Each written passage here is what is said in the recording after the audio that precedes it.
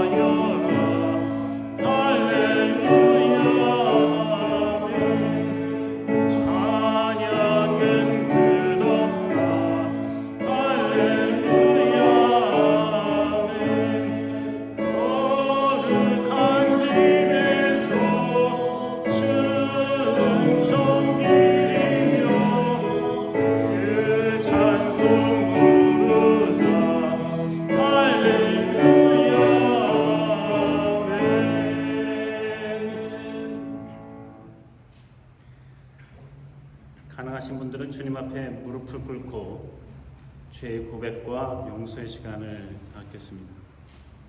성부와 성자와 성령의 이름으로 우리의 마음과 욕망과 은밀한 것까지도 아시는 전능의 하나님, 성령의 감동으로 우리의 마음을 깨끗하게 하옵소서.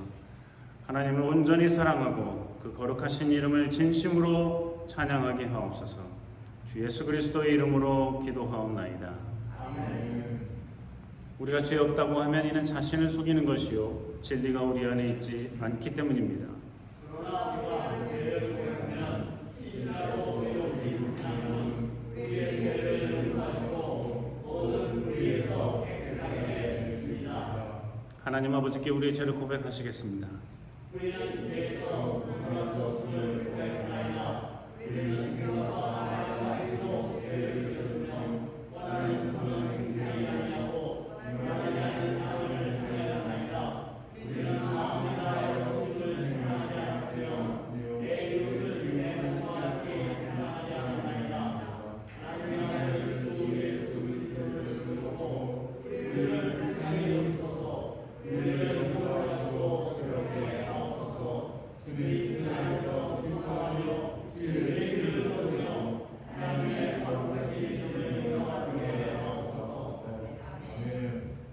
전능하신 하나님 아버지께서 우리를 불쌍히 여기시고 그의 외아들을 보내시사 우리의 죄를 대신하여 죽게 하셨으며 그의 공로로 우리의 죄를 사하여 주셨습니다. 부르심을 받아 안수받은 하나님의 말씀의 종인 나는 주 예수 그리스도의 명하심에 따라 여러분의 죄가 사해졌음을 성부와 성자와 성령의 이름으로 선포합니다. 아멘.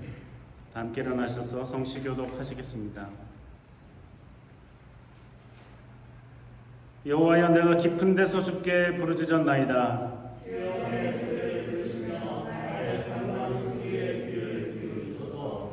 여호와여, 주께서 죄악을 감찰하실진대 그러나 사유하심이 주께 있음은 나하고 내 영혼이 여호와를 기다리며 파수꾼이 아침을 기다림보다 내 영혼이 주를 더 기다리나니 이스라엘아, 여호와를 바랄지어다. 저가 이스라엘을 그 모든 죄악에서 구속하리로다. 사도 신조를 따라 우리 신앙을 고백하시겠습니다. 전능하사 천지를 만드신 하나님 아버지를 내가 믿사오니 그 아들 우리 주 예수 그리스도를 믿사오니 이는 성령으로 잉태하사 공중 영화에게 하시고 본디오 빌라도에게 고난을 받으사 십자가에 못 박혀 죽으시고 장사하여 죽은 지 사흘 만에 그 가운데서 다시 살아나시며 하늘에 오르사 전능하신 하나님 우편에 앉아 계시다가 저리로서 산자와 죽은 자를 심판하러 오시리라. 성령을 믿사오며 거룩한 공예와 성도가 서로 교통하는 것과 죄를 사해 주시는 것과 몸이 다시 사는 것과 영원히 사는 것을 믿사옵나이다. 아멘. 주님께서 여러분과 함께 하십니다.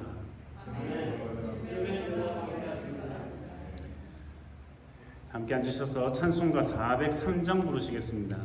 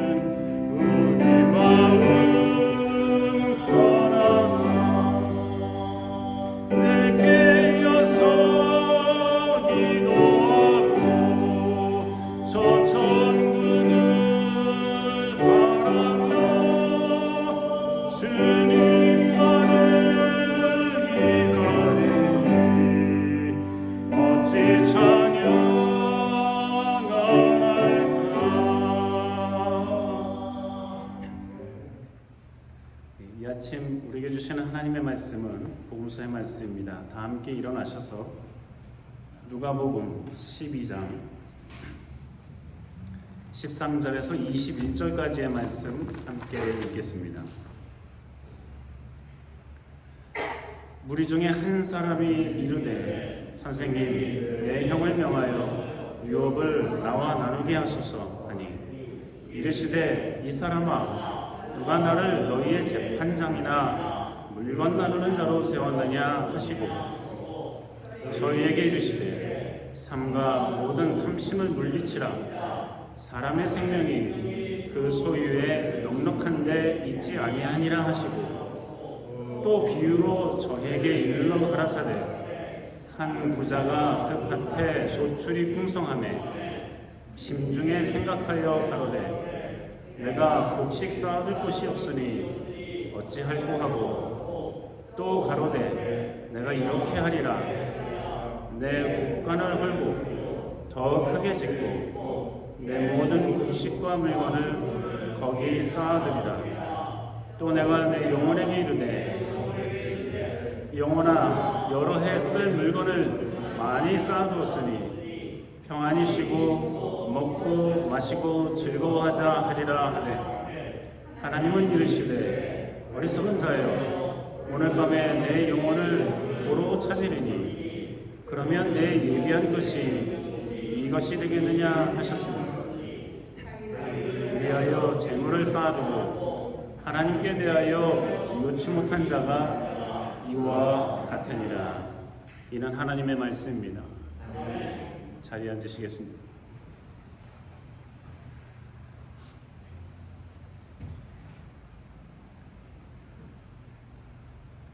사람들은 예수님을 랍비라고도 불렀습니다. 제자들도 그렇게 불렀었고 또 예수님을 따라다니는 사람들도 랍비여 랍비여 하면서 쫓아다녔습니다. 나중에 제자들은 주여 주여 하기도 했었지만 그래도 마지막까지 선생님 랍비여 하고 예수님을 불렀던 일들이 꽤 있습니다. 예수님께서 사람들에게 하늘의 말씀을 가르치실 때 한 사람이 와가지고 예수님에게 부탁을 합니다. 내 형을 명해서, 즉 내 형한테 얘기해 주십시오 하는 거죠. 유업을, 즉 유산을 나와 좀 나누게 해 주십시오. 예수님에게 부탁하는 거죠. 그러니까 형의 재산 나누는 게 마음에 안 들었던 것 같습니다. 아니면 형이 아예 나눠주지 않았던지, 유산이 있으면 나눠 가져야 되잖아요. 그렇죠? 성경에도 보면 레위기나 출애굽기, 신명기를 보면 장자에게 좀 더 주게 돼 있어요. 오늘날에도 뭐 그런 게 좀 있었는데 얼마 전부터 한국에는 없어졌고 여기도 뭐 어떻게 되는지 잘 모르겠어요. 부모의 마음이죠. 사실 주거나 말거나 부모의 마음이에요.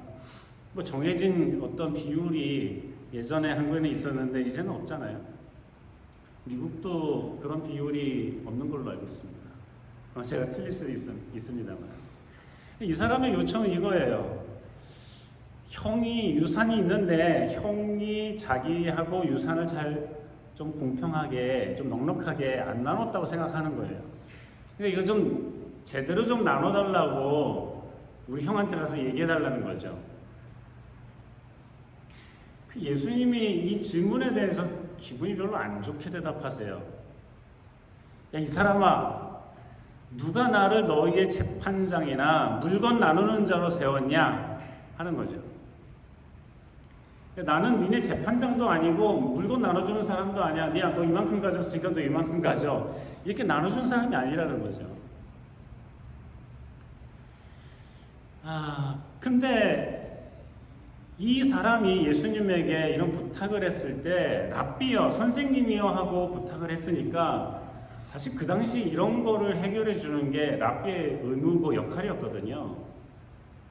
그러니까 이 사람의 요청이 그렇게 크게 틀린 것 같지는 않아요.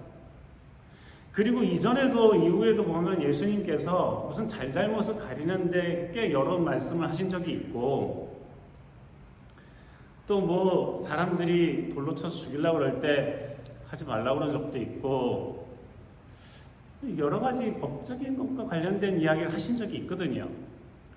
그런데 예수님께서 이 사람한테는 좀 무지개 구는 것 같은 느낌이 들고 있습니다. 그래서 왜 그런가 이 말씀을 쭉 읽다 보면 예수님께서 이 사람 안에 있는 탐심을 보신 거예요. 뭐 얼만큼 형하고 나눴는지, 많이 나눴는지, 적게 나눴는지, 아니면 이 동생이 더 갖고 싶어가지고 더 내놓으라고 해달라고 그러는지는 알 수 없어요. 하지만 예수님이 보시기에 이 사람 안에 탐심을 보시고 말씀하십니다. 삼가 탐심을 물리쳐라. 탐심을 물리쳐라. 사람의 생명이 그 소유에 넉넉한 데 있지 않다. 근데 이런 말씀을 하시는 거 보면은 예수님께서는 이 사람은 단순히 이 법적인 문제를 처리해 주십시오 하고 요청을 했고 더 갖게 해 주십시오 조금이라도 이런 요청을 했지만 예수님께서는 자기 자신을 그냥 보통 사람들이 자기 자신을 생각하듯이 선생님이나 랍비로 취급당하는 걸 원치 않으셨던 거예요. 그러니까 사람들은 그렇게 예수님을 대할 수 있었지만은, 또 그렇게 부를 수 있었지만은, 예수님은 이 땅에 하나님의 말씀을 전하러 왔고 하나님의 나라를 선포하기 위해서 오신 분이기 때문에, 야 그러면 형이 이만큼 가졌으니까 안 돼, 이만큼 가지라 그래, 이만큼 가지라 그래, 이게 예수님의 주안점이 아니라는 거죠. 그래서 예수님께서는 이러한 질문이 날라들어왔을 때 이것을 계기로 하나님의 말씀을 전하는 그런 시간을 만드시는 거죠. 그래서 예수님께서 탐심을 물리치라고, 사람의 생명이 소유에 넉넉한 데 있지 않다 하고 이 질문을 한 사람, 요청한 사람에게, 또 그것을 듣고 있는 모든 사람들에게 하늘의 말씀을 가르쳐 주신 겁니다. 그래서 어떻게 보면 좀 너무 비약적이죠. 이 소유물을 좀 나누게 해달라고 그랬는데 갑자기 생명까지 말씀을 하고 있으니까 말이죠. 그러면서 예수님께서 비유의 말씀을 하십니다. 이건 비유의 말씀이에요. 비유의 말씀을 하시기를, 한 사람이 농부예요. 농부인데 굉장히 많은 수확을 거두었어요. 근데 뭐 창고도 있고 뭐 이런 거 보니까 그 당시에 그냥 자기 조그만 밭이나 이런 데서 일하면서 소득을 얻는 그저 보통 일반적인 농부보다는 아마도 여러 명의 농부를 두고 농사도 짓고 수확도 많이 거둬들이는 그런 사람이었던 것 같아요. 이 사람이 고민이 생겼어요. 너무나 많은 수확이 거둬지니까 이거 어떻게 하지? 하면서 생각하기를, 아유, 이거 이 수확한 이 곡식을 모아두는 이게 창고가 너무 조그마니까 이거를 다 헐어버리고 크고 새 걸로 하나 지어야 되겠다. 그러고 나면 내가 먹고 마시고 즐겁게 노는 데에 부족함이 없겠다. 이런 계획을 하고 있었던 거예요. 이런 계획을 하고 있는데 갑자기 하나님이 등장해요. 예수님의 비유에 하나님이 등장해서, 야 너 만약에 오늘 내가 네 영혼을 가져가면, 즉 오늘 네가 죽게 된다면 아무 커다란 창고를 짓고 그 안에 잔뜩 넣어놓고 먹고 마시고 쉬자, 이게 무슨 소용이 있겠냐? 아무 의미가 없겠지 하고 예수님께서 덧붙이시기를, 자기를 위하여서 재물을 쌓아두고 하나님에 대해서 부여치 못한 자가 이와 같이 된다. 그러니까 하나님께서는 그 이야기를 통해서 예수님께서 하나님의 마음을 알려주시는 거죠. 그리고 또 본인이 하고 싶은 말씀 하시는 거예요. 자기 자신을 위해서 재물을 쌓아두고 하나님에게는 부여치 못한 사람이 이 사람같이 될 거다는 거죠. 자기 계획대로 창고 짓고 많이 쌓아두고 먹고 마시고 놀자. 너 만약에 죽게 되면 어떻게 오늘? 굉장히 황당한 거죠. 이 부자가, 이 곡식을 많이 거둬들인 사람이 얼마나 황당하겠어요. 하나님께서, 야 너 오늘 데려간다. 너 데려가면 어떻게 할래? 창고 짓고 뭐 이런 게 의미가 있겠어?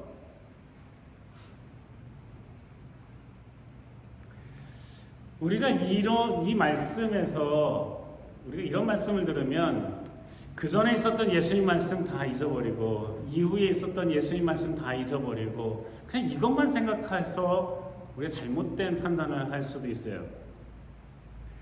어떤 사람은 이 말씀을 보면서 우리가 이렇게 많이 쌓아두면 안 되고 뭐 세이빙 어카운트도 다 헐어가지고 뭐 쓰고 나눠주고 하나님에게 부여치 못해 하나님께 다 드리고 이래야 된다. 그렇게 이야기하는 사람도 있어요. 또 실제로 그랬던 사람들도 있어요. 놀랍게도 적지 않게 있어요. 근데 이 말씀 속에서 예수님께서 하시고자 하시는 말씀은 그 주제가 있는데 이 주제를 일반화시켜가지고 다른 데 다 적용하면 안 돼요. 예수님께서는 지금 이 말씀을 왜 하셨냐면 탐심에 대한 경고의 말씀을 하신 거예요. 탐심에 대한 경고예요. 그래서 탐심을 물리치라는 말씀을 하시기 위해서 이런 비유도 말씀하신 거예요. 그 하나님의 말씀도 가져온 거예요. 여러분, 하나님께서 우리로 하여금 잘 살고 평안하게 살기를 원하세요? 못 살고 고통스럽게 살기를 원하세요? 여러분들은 여러분들이 자녀를 낳고 자녀가 없으면 여러분들의 부모님을 생각해 보세요. 여러분들의 부모님이나 여러분이 여러분의 자녀들에게 얘는 정말 못 살고 고통스럽게 살았으면 좋겠다 생각하세요? 아니면 얘는 잘 살고 넉넉하고 평안하게 살았으면 좋겠다 생각하세요? 우리도 그런데 하나님은 더 그러시죠. 하나님은 우리를 창조하실 때부터 너는 아주 못 살고 아주 고통스럽고 아주 별 볼 일 없는 존재로 살다가 죽어라, 이렇게 만든 사람이 하나라도 있을까요? 없죠. 만약에 하나님이 어떤 사람을 그렇게 디자인해서 그렇게 만드셨다면 그거 믿을 만한 하나님이겠어요? 믿을 수 없어요. 그게 무슨 신이에요? 어떻게 경배할 만한 신이에요? 있을 수 없죠. 하나님은 실제로 아담과 하와를 창조하셔서 그리고 에덴 동산을 주시면서도 땅에 충만하라고, 창대케 되라고, 풍성하게 살으라고 말씀하셨어요. 우리 한 사람 한 사람을 만드실 때도 그렇게 살기를 원하시는 거죠. 그렇게 살기를 원하시는 거예요. 그게 하나님이에요. 그러니까 우리는 넉넉하게 살고 평화롭게 살고 행복하게 사는 것을 추구하는 당연한 이유가 있어요. 그 하나님이 우리에게 그걸 원하시는 거예요. 그러니 우리가 열심히 해서 많이 벌고 많이 버는 걸 좀 쌓아두고 맨날 써요? 하나도 없게 해요? 쌓아두고 쓰죠. 쌓아두고 쓰는 거예요. 그게 뭐 잘못됐냐고요? 잘못된 거 하나도 없어요. 부자는 죄인이에요. 못된 짓 해서 벌면 부자도 죄인이고 못된 짓 해서 벌면 가난한 사람도 죄인이죠.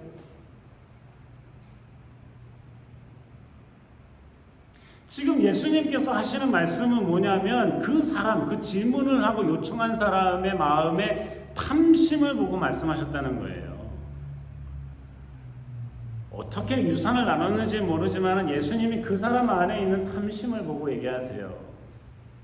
그리디한 거, 욕심 부리는 거, 이거 보고 얘기하시는 거예요. 그래서 이야기하신 거예요.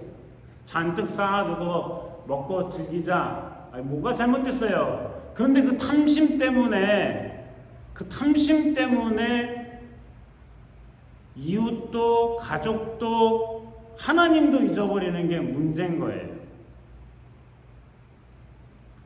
부유한 게 무슨 문제예요? 잘 사는 게 무슨 문제예요? 열심히 일해서 잘 사세요. 돈 많은 게 무슨 문제예요? 좋은 차 타는 게 무슨 문제예요? 좋은 옷 입는 게 무슨 문제예요? 그렇게 사세요. 큰 집에서 사세요. 무슨 잘못이 있어요? 그렇게 하세요. 하나님 그거 원하시는 거예요. 오히려 가난하고 힘들게 사는 사람은 하나님께서는 더 사랑하는 마음을 갖고 어떻게 돌봐야 되나 생각하실지 모르지만 정당하게 열심히 수고해서 잘 사세요. 그러나 그 이상의 탐심을 가지고 하나님을 잊어버리고 이웃을 잊어버린다면 하나님이 질문할지 모르죠. 야, 너 오늘 데려가면 어떻게 할래 너? 너만을 위해 잔뜩 쌓아두고 이웃도 모르고 가족도 모르고 재산 가지고 가족도 싸우는 거 보면 가관이죠. 재산이 많아도 가족들끼리 싸워요. 형제자매들끼리. 뭐 재벌가에서 싸우는 게 한두 해예요? 잘 알잖아요, 우리도. 가난한 집은 유산 가지고 안 싸울 것 같아요? 가난한 집도 그 유산 가지고 싸워요. 얼마 안 되는 거 가지고도 싸워요. 문제는 그 마음 속에 있는 탐심이라는 거죠. 탐심이. 이 탐심 때문에 하나님을 잊어버린다는 거예요.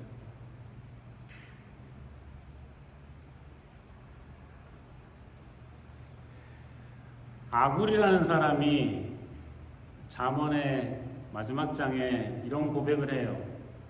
하나님, 나는 너무 가난하게도 너무 부유하게도 살지 않게 해주세요. 내가 너무 가난하면 아이고 이거 참 하나님을 원망하고 그렇게 될 수도 있잖아요. 너무 부유하면은 이게 배가 불러가지고 하나님이고 뭐고 뭐 잊어버릴 수도 있잖아요. 이게 둘 다 안 좋은 거니까 너무 가난하게도 너무 부유하게도 하지 마세요. 없으면 내가 도적질하면 하나님의 자녀가 그런다고 하나님 이름에 욕을 먹게 하잖아요. 그것도 안 되겠고 너무 부자라서 야 다 나와 뭐 하나님 웃기네 내가 이렇게 재산이 많은데 이럴 수도 있으니 이게 아굴의 잠언이에요. 아굴의 기도예요. 그게. 그러면 아굴이란 사람이 열심히 돈을 많이 벌어서 많이 쌓아두면 문제예요. 자기 스스로가 경계하는 마음을 잊어버릴까 봐 걱정된다는 거죠. 예수님은 바로 이렇게 탐심을 갖고 욕심을 부리고 그러면서 생겨나는 문제에 대해서 말씀하시는 거예요. 그리고 이러한 탐심과 욕심은 이렇게 소출이 많아서 창고를 새로 지어야 될 정도로 부자인 사람뿐만이 아니라 가난한 사람들에게도 중간쯤 사는 사람들에게도 다 똑같아요. 다 똑같아요. 가난한 사람들은 뭐 욕심이 없을 것 같아요. 다 똑같아요.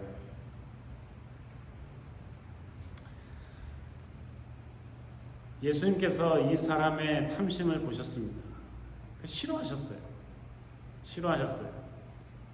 어떻게 그 모든 자초지종을 아셨는지 모르지만 싫어하셔서 말씀하셨습니다. 그러면 이 말씀을 통해서 하는 예수 그리스도께서 우리에게 하시는 말씀은 뭐냐면 크게 두 가지가 있어요. 첫째는 나의 소득과 나의 소유가 어디서부터 왔는가 하는 거예요. 어디서부터 왔는가 하는 거예요. 그리스도인들은 우리의 소득과 우리의 소유가 우리의 셀러리든 우리가 가지고 있는 집이든 뭐든 이걸 다 주님께서 주셨다고 고백해요. 내가 열심히 일하고 수고했지만 하나님께서 복과 은혜를 안 주셨으면 얻을 수 없는 거라고 고백해요. 그래서 하나님께 감사합니다. 하나님 고맙습니다 하는 거예요. 월급을 받던 비즈니스에서 뭐 돈을 벌건 하나님 주셨습니다. 감사합니다. 근데 감사하는 마음을 갖는 거죠. 그러니까 예수님께서는 우리에게 그 말씀을 주시는 거예요. 우리가 갖고 있는 거라면 또 우리가 갖게 되는 것이라면 이거는 주님께서 주시는 거기 때문에 주님께 감사하는 마음을 가져야 된다는 거죠. 이게 주님께서 주신 거기 때문에 우리는 청지기의 마음으로 이거를 관리해야 되는 거죠. 내가 벌었다고 내가 멋대로 쓰는 게 아니라 주님이 나에게 주신 것이기 때문에 내가 일을 했던 뭐 했던 주님이 주신 것이기 때문에 이거를 하나님이 보시기에 아름답게 써야 된다는 거예요. 그런 의무가 우리에게 있다는 거죠. 내가 벌었으니까 내가 마음대로 쓸래 할 수 없다는 거예요. 그리스도인은 그럴 수가 없어요. 그래서 쓸 때도 조심하는 거죠. 벌 때도 조심하지만 벌 때도 부정의한지 더럽고 추한 건지 다른 사람을 고통스럽게 하면서 버는 건지 생각해 보면서 벌고, 쓸 때도 여전히 하나님을 위해서, 사람들을 위해서 정직하고 아름답게 써야 된다는 거죠.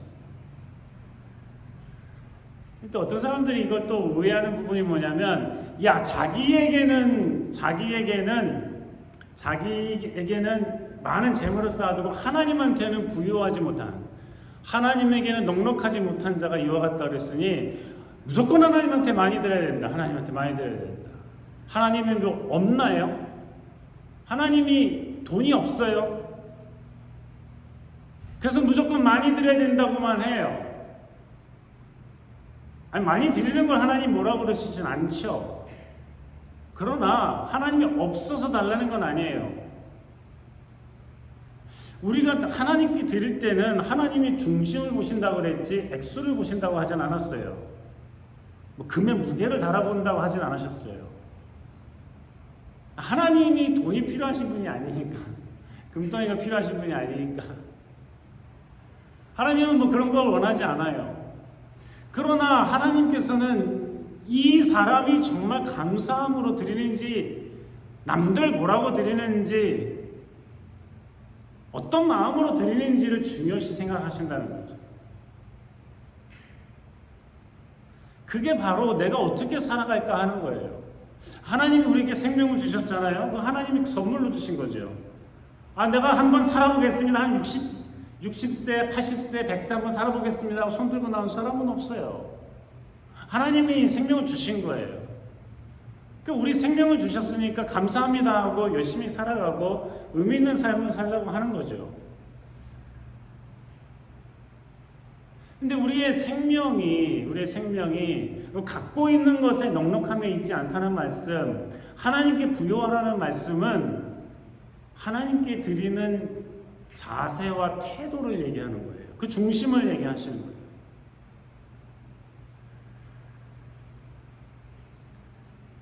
사랑하는 성도 여러분, 난데없이 이 사람이 예수님이 말씀하시는 중간에 잘라 들어오면서 질문했어요. 그리고 요청해요. 형한테 얘기해서 유업을 좀 저한테 좀 더 주게 해주세요. 그 안에 있는, 어찌된 영문인지 모르지만 그 안에 있는 그 사람의 탐심을 보고 하신 말씀, 우리가 오늘날 기억해야 될 부분들입니다. 많다고 적다고 탐심 있는 거 아니에요. 없는 것도 아니에요. 다들 있어요. 그러나 그것 때문에 하나님을 망각하고 하나님을 잊어버리고 부모 형제와 이웃을 잊어버린다면 그건 하나님이 원하시는 삶이 아니에요. 왜냐하면 모든 것이 주께로부터 왔기 때문이죠. 그게 우리가 재물을 대하고 소유를 대하는 우리의 삶의 자세입니다. 그게 바로 우리가 하나님을 대해야 되는 자세입니다. 그래서 진실되고 감사함으로 주님께 나아갈 때 주님께서 우리를 보시고 기뻐하시고 복과 은혜와 풍성함을 허락해 주실 줄로 믿습니다. 기도하시겠습니다. 사랑의 주님, 감사합니다. 주님께서 주신 생명, 주님께서 주시는 재물과 소유 더욱 풍성하게 주시옵시고 더욱 풍성하게 누릴 수 있도록 도와주시고 그 모든 가운데 그 중심에 주님을 모시고 살아가는 하나님의 사람들 다 되게 하여 주시옵소서. 예수님 이름으로 기도합니다. 준비하신 예물 하나님께 드리시겠습니다.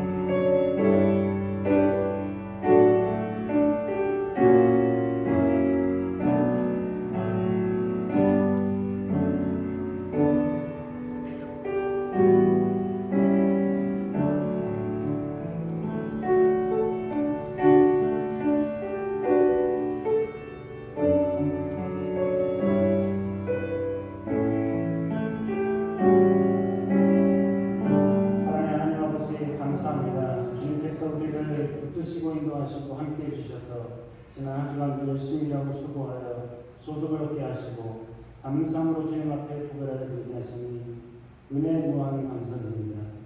정성을 다해 주님께 드리는 이 예물을 받으시옵고 이 모든 것이 주께로부터 왔음을 고백하는 포로들이오니 주께서 우리의 마음 또한 받아주시옵소서. 하나님 아버지, 한 주간 또 살아가겠습니다. 지혜와 명철을 주셔서 공부하며 일하며 수고할 때 주님께서 풍성한 삶을 살 수 있도록 도우시고 인도하여 주시옵소서. 하나님 아버지, 우리의 삶에 주님을 중심으로 모시고 살아가는 믿음의 사람들과 될 수 있도록 도와주시옵소서. 하나님 아버지, 넉넉함이 있다면 이웃과 또 주님을 생각하며 가족을 생각하며 살아가는 우리 모두가 될 수 있도록 도우시고 인도해 주시옵소서. 아픈 이들에게 건강을 주시고 실망과 시기에 빠져있는 이들에게 용기와 힘을 주시옵시고 영원히 가는 이들에게 주의 말씀으로 주의 성령께서 충만할 수 있도록 채워주시고 인도하여 주시옵소서. 아버지 하나님, 우크라이나에서의 저 비명들을 주님께서 불쌍히 여겨주시고 온 세상이 각 나라들이 각 대국들이 자신의 앞가림만을 생각하지 않고 인류의 평화를 위해서 애쓰고 수고하며 현명할 수 있도록 도와주셔서 속히 종전을 내어 기쁨과 감사함으로 주께 영광 돌리는 역사가 있게 하여 주시옵소서. 하나님 아버지, 한 주간 살아갈 동안 주님께서 동행하시고 함께하시고 선히 인도하여 주시옵소서. 예수님 이름으로 기도합니다. 아멘.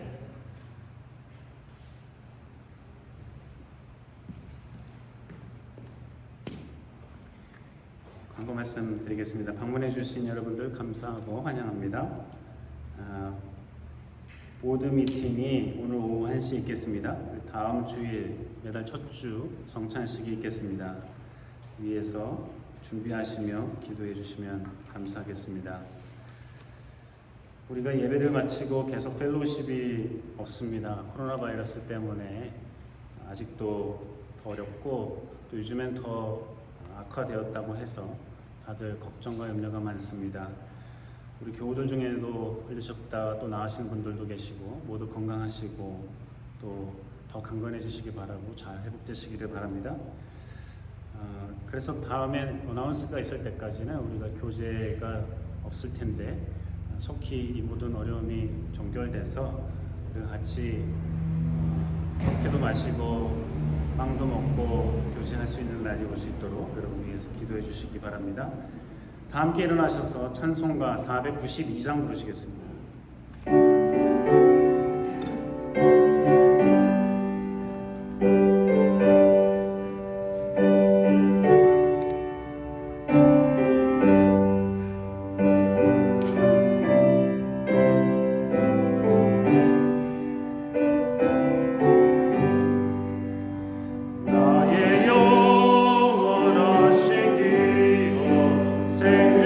생명보다 귀하다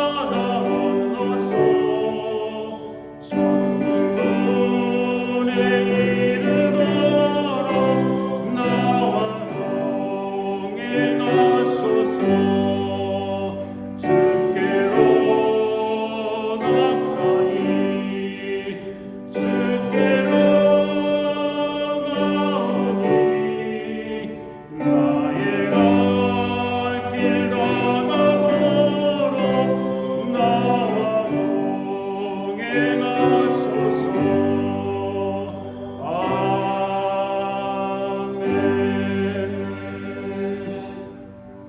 여호와는 내게 복을 주시고 너를 지키시기를 원하며 여호와는 그 얼굴을 내게 비치사 은혜 베푸시기를 원하며 여호와는 그 얼굴을 내게로 향하여 드사 평강 주시기를 원하노라.